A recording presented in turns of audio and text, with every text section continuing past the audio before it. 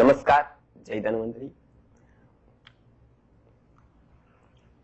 वेदों के मंत्र के बारे में हमने देखा, गर्भावस्था में उसका कैसे विनियोग होता है।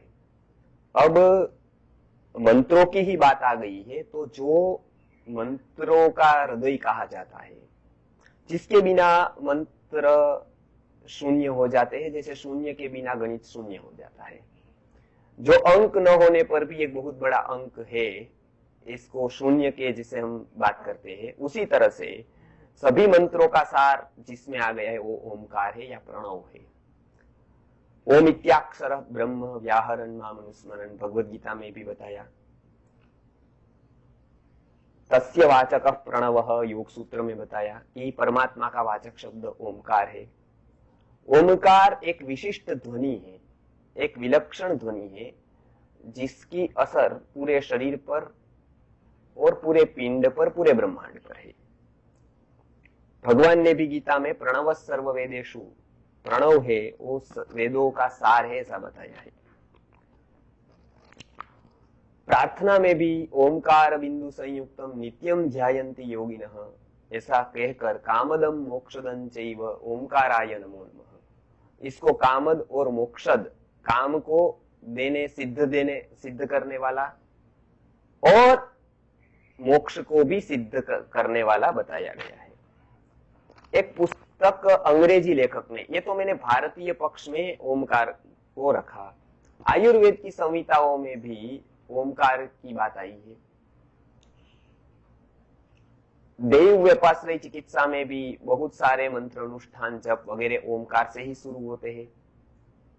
ओमकार का प्रभाव हमारे शरीर और मन पर है, रोगों पर भी है उसका प्रभाव।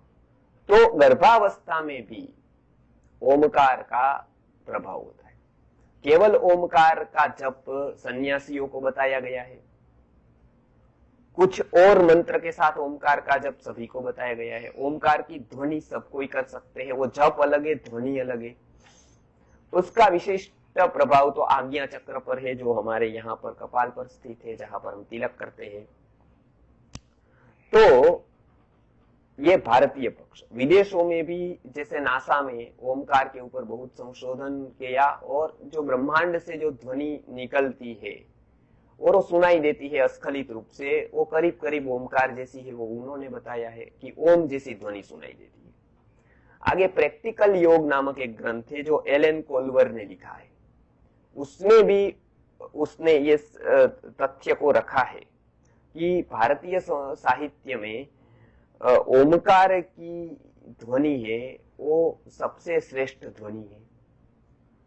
उस शब्द का कंपन इतना शक्तिशाली है कि वो व्यक्ति के मानसिक और शारीरिक रोगों में बहुत ही प्रभावी होता है।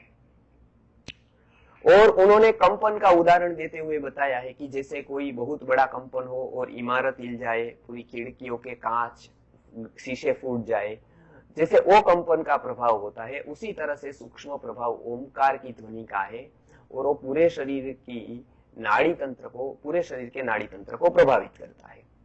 तो गर्भावस्था में भी ओमकार की ध्वनि का बहुत महत्व है। तो सर्वप्रथम ओमकार लिखित जो पोस्टर है उसको ध्यान के लिए, त्राटक के लिए लगाए, ज्यादा से ज्यादा उसको देख पाए, प्रयत्न करे। दूसरा, ओमकार का ध्यान करते हुए आज्ञा चक्र पर ओमकार की चित्र का ध्यान करें। ओमकार का जाप भी कर सकते हैं, उसकी ध्वनि भी निकाल सकते हैं। तो एक बार ओम ओम ऐसा 108 बार भी प्रयत्न करके उसको ध्वनि को निकाले। कोई ओमकार के संपुटित हो ऐसा कोई मंत्र का भी जप कर सकते हैं।